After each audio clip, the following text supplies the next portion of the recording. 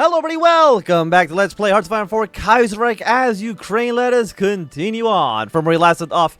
And if you have been enjoying this series, I would really appreciate if you gave it a thumbs up. Maybe give it a little comment. Tell me I'm really good or tell me I'm really bad. Either way, let me know. And subscribe if you haven't.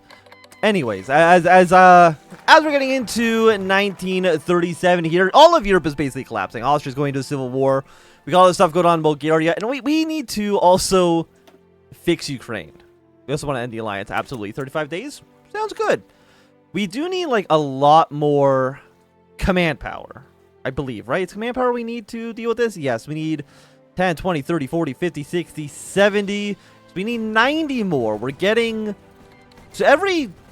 No, not every 10 days. Every, like, 100 days, I think? Also, Switzerland join the International. I have noticed that the Swiss seem to be joining up with the International way more often than they used to. And I do still love how they're market liberal. At some point, this will switch over. Yeah, I think like the last at least two or three campaigns, it feels like Switzerland joined up with the International. An officer like no other, with our military forces quickly mopping up the reins of the VDR in Proshkov, our troops have made an unlikely discovery. Besieging a small country house, long abandoned by its owners, and being used as a command center for the rebels in the region, our troops are met with fierce resistance, and after a long battle, are finally able to force a surrender. When the guns fell silent, a familiar-looking figure emerged from the house, proclaiming himself to be the commanding officer present and asking for his men to be given amnesty while taking responsibility for the incident. Despite the initial shock, it first became apparent the officer was not other than the self-proclaimed King of Austria, Archduke Wilhelm, better known as Vasil Vashivladny. After being arrested and sent to the nearest camp for questioning, Wilhelm was put through interrogation, demanding to confess that he was present to further Austro-Polish interest in the Hetmanate. The Archduke, however, is adamant he came on his own accord and fought for no one other than his people of the Ukraine. It is rumored that his extraordinary testimony, as well as tales of his prior exploits in the Neville Creek, has swayed some soldiers. The government is adamant that he be treated like any other prisoner. Plans are already being drawn up to move him to a more secure prison in the capital, though no doubt he'll be back in Limburg within the week. Austria, you need to keep your monarchy in check, okay? Please. Okay, we got to research. It is 37. I won't mind taking a half off improved machine tools. Okay, and the Austrian petition for Wilhelm's release. Word has come in from our ambassador in Vienna that Austria has petitioned for Wilhelm's immediate release. The Austrian ambassador in Kiev has passed on a telegram from the Austrian government explaining that Wilhelm's extraordinary appearance at our territory was due to his yacht losing course in the Dnieper, and simply searching for assistance. Ironically, a direct contradiction to his own account. It was further noted that the Austrian government allegedly had no knowledge of his presence and was continuing to deny the presence of any Austrian subject in Ukraine. While their wood is hollow, it is best we can get for now. I'm guessing if Austria puppets Ukraine in a theoretical war, does Wilhelm become the king? My guess is that the answer is yes, but I'm not 100% too sure. I mean, again, the Ukraine update just came out like last week or so there's probably a lot of stuff I don't actually know. Galicia negotiations. Poland has had their elections. Well, the following is true. Ruling Ruler Party, Social Democrat. So we're not able to do Galicia negotiations. That's fine. Also, Austria already beat Hungary? That must be, I think, one of the... Regards, overall land reform increases. Stability we can gain increases while reducing meaning about a land reform. 0.7% base. Let's expand the land credit bank. That was a very quick war. Usually Austria, like, they usually take, I would say, a couple of months in order to actually win that war. Or maybe even like a year or two. I think they must have done it like within like the week. Is that in our country here? World in dates? No, okay, it's technically not considered an event that caused the world tension. And again, you're still market liberal. So I'm not too sure when you should switch over to being syndicalist. I mean, it's going to happen eventually. I just don't know exactly when. Also, I guess Red Army. We're going to position you on the border with Russia. Since we don't have any reason to have them internally, I believe. I mean, at some point, Serbia, Romania, and Greece will end up joining up with the Russians. I mean, I guess Greece can also theoretically join the Entente, but I feel like more recently they're way more likely to side with the Russians. The Russian Union in Ukraine. Better known simply as the Russian Union in Ukraine is one of the longest active non-government organizations in the independence era. Officially, it is employed to defend the rights of Russian speakers, and more specifically of Russian language in the education, and the union support is generally limited to a circle of Russophone intelligentsia that have remained in Ukraine upon the solidification of Ukraine's independent course. However, its attempt to gain a foothold among Russian-speaking workers has failed. In spite of its official position, it has often gone in spats with authorities, who have accused it of acting as a front for the Russian state interest, and some of the more radical members of being agents of Russian intelligence. Nevertheless, the Union has remained active and continues its relationship with the Ukrainian state structure. Look, guys, do you really want to be part of this Russian state? Do you really want to be part of that Russia? I don't think so. I think you have, I think it's probably better. Well, you have authoritarian, democratic, or national populace. I guess it's, you're kind of stuck between a rock and in a moderately hard place. Okay, so we're gonna get her some more military factories. Slowly building our infantry. Maybe we'll get a tank division sometime soon as well. Do you think 4 divisions? 4 divisions here might actually be overkill. Let's go with 3. We're gonna get ourselves a new army. We can be the, let's just say, the Greens. And we'll throw you onto the border with Rostov. And you're going to kind of be pushing towards Sarzin. Maybe get your way over to the Caspian Sea. Landform score, industrial score goes up. Give me the civilian factory next. Never going to say no to the civilian factory. Then what are we at here? Right now, we're at 2, and we need to be up to 90. And you're at 11, and we need to be up to 90. You add 120 days. 120 days, get more consumer goods. We get plus 10 points. I mean, that seems pretty good. And political power plus 37. What do you guys do down here? You give me some railroad, a little bit more. I mean, you're cheaper. What about the expensive ones? Plus 7. 1 year. Oh, that's pretty long. Let's go first and foremost with one of you. 75 points. We'll fund the agriculture mechanizations. And what do we need? We need some rubber and tungsten. Honestly, not a big threat about that. Not really worried. Eastern European cooperation, we will sign up. And the Russian threat. Russia's decade-late slump has ended, and now the Russians are rebuilding. Already they've raised claims over the former imperial territories, and Eastern European states are surely going to be one of their targets. To make sure that the Russian threat is contained and Eastern European states can defend their sovereignty, leaders and generals of the Ostend have gathered in Riga to discuss a program of mutual cooperation.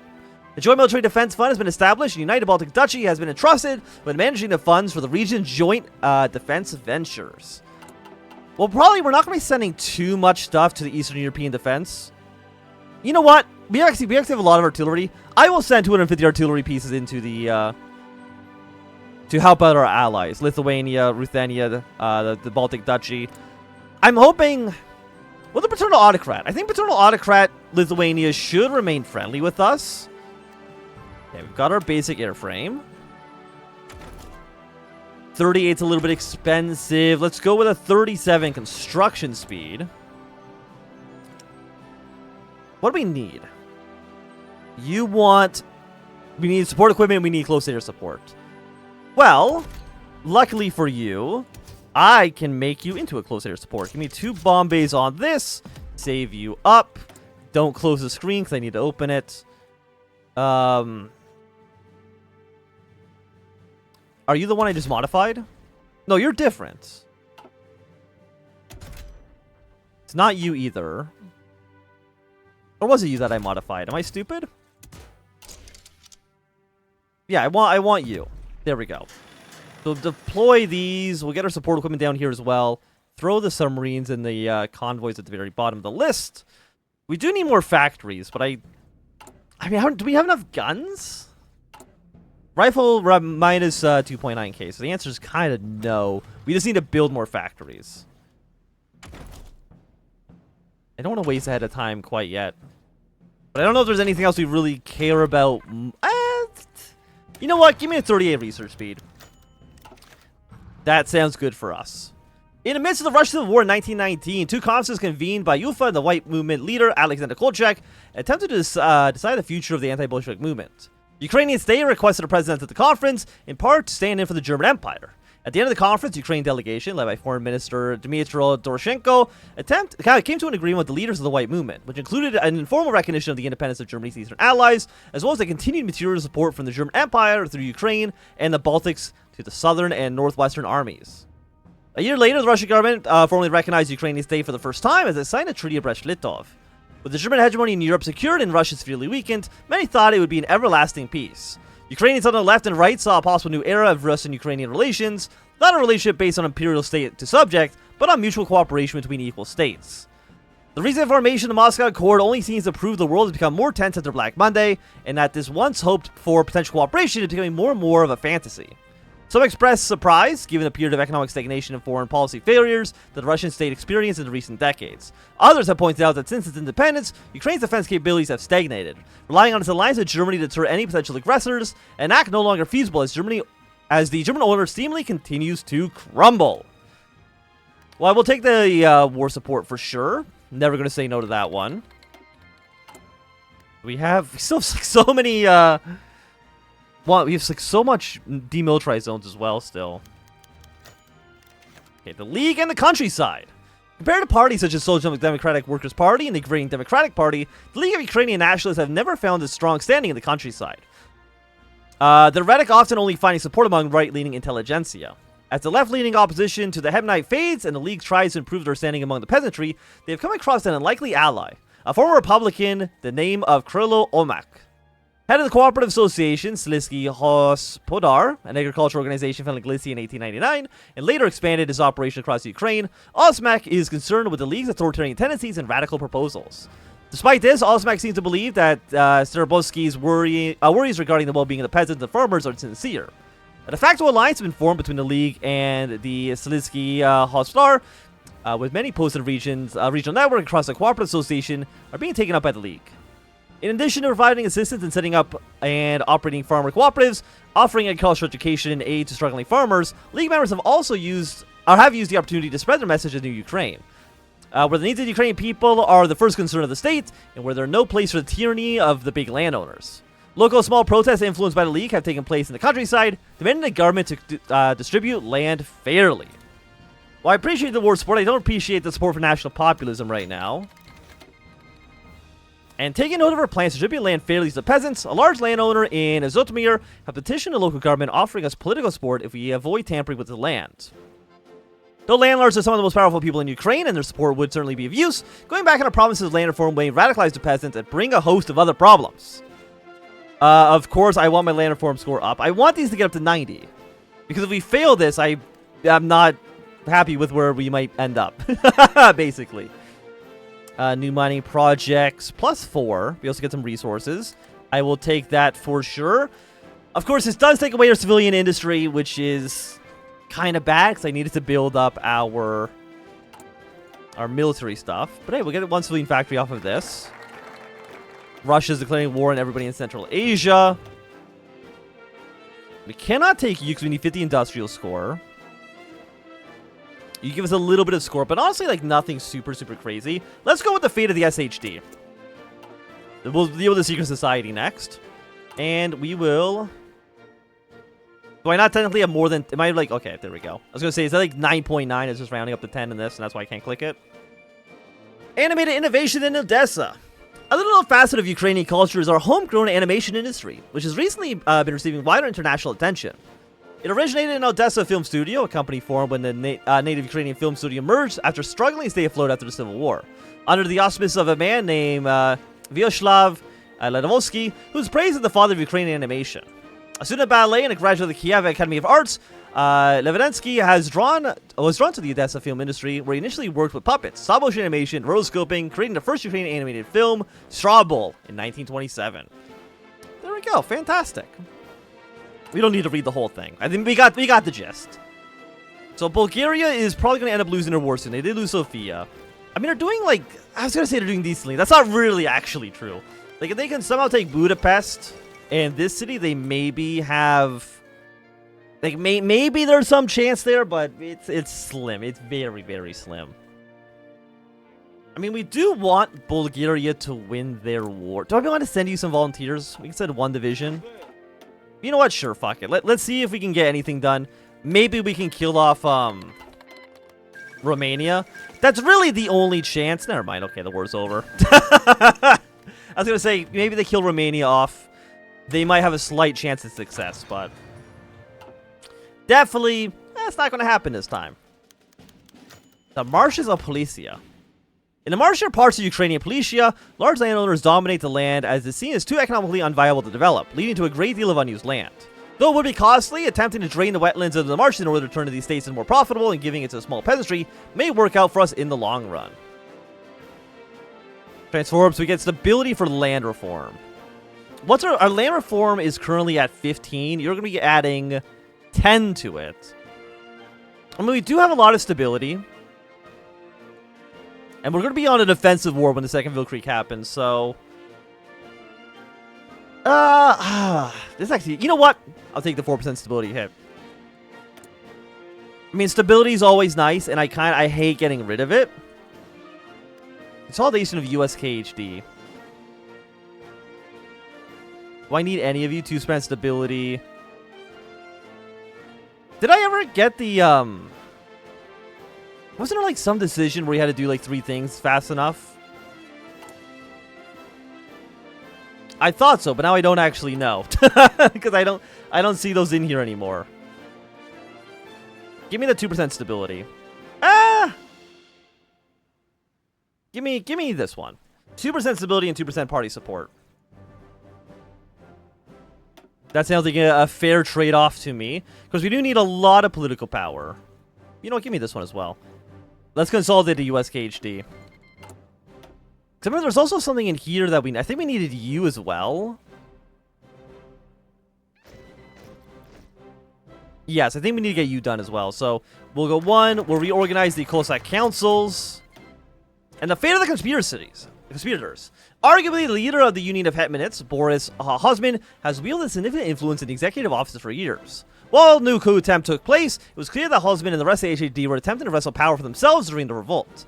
Now that the dust is settled and the Hetman's coalition has cemented its position, one question remains. What do we do with the conspirators? While Husman does not wield the same political influence he once did, even with the Hetman himself, he represents a number of opportunities for the Agrarian status as he continues to possess connection with the security services, army, and police.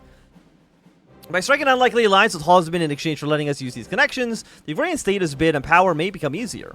On the other hand, attempting his influence may seem like a desperate attempt, and siding with the man who is seen as a potential conspirator may earn us more trouble than it's anything else. Reducing his role in executive office and relegating him to a minor position, effectively exiling him from any political influence, could win us the hearts of many who want to see law and order restored in the country and traitors dealt with. Remove 30 days for mission, skepticism among the coalition. See, I thought that was like a mission here, but I don't see them anymore. I will say that I am playing, like this is my second recording session, so maybe that's just not why they're not here. May become of use later. You know what? Relegate him to some minor posts. Get him out of here. Give me the political power so I can use that to boost up industrialization. Yeah, we'll go with one of you next. And we still have like a long time, like a year and a half or so. Did I not draw a front line here for green? There we go. The fate of General Praskovsky. Is that one of you? The second most important official in the SHD, General Konstantin Prozovsky, represents a difficult change for the Agrarian status. Unlike Hosman or Pletvit Osnastia, he maintains a degree of popularity, especially among the military. He's well known for suppressing the peasant revolt in 1919 and 1920, and playing a main role in riddling the nation of Makhno's anarchist bandits that same year.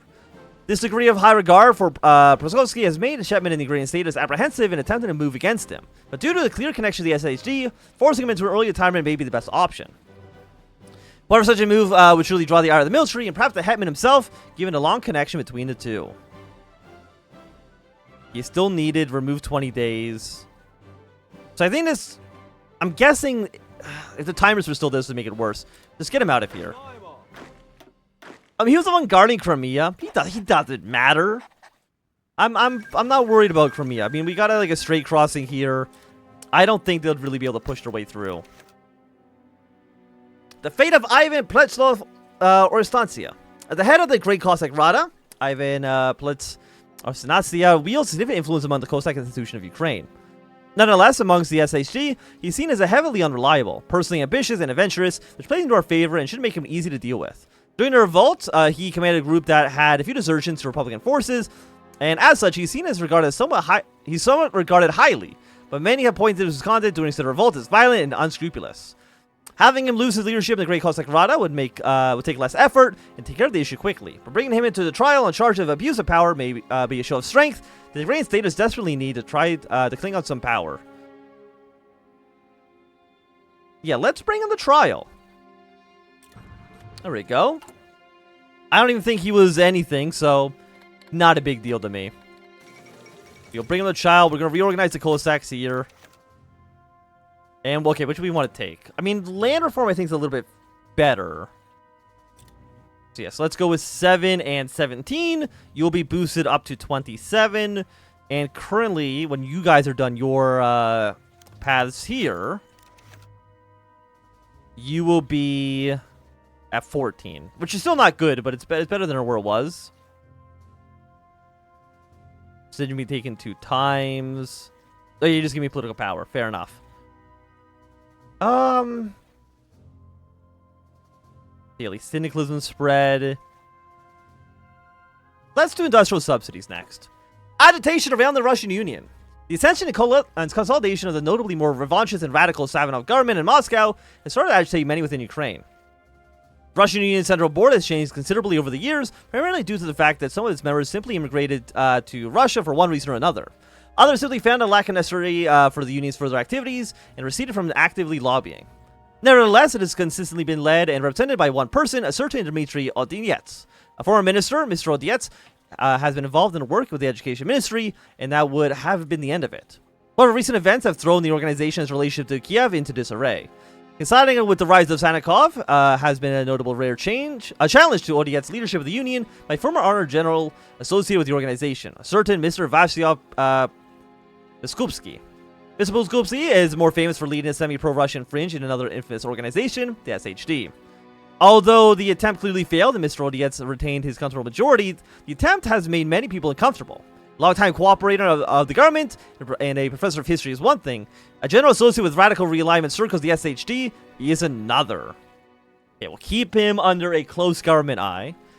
But I think that at least for right now, this is going to be a good time for us to end off for today. So if you've enjoyed, remember thumbs up. Not enjoying, click thumbs down. You want to see more, subscribe, and goodbye.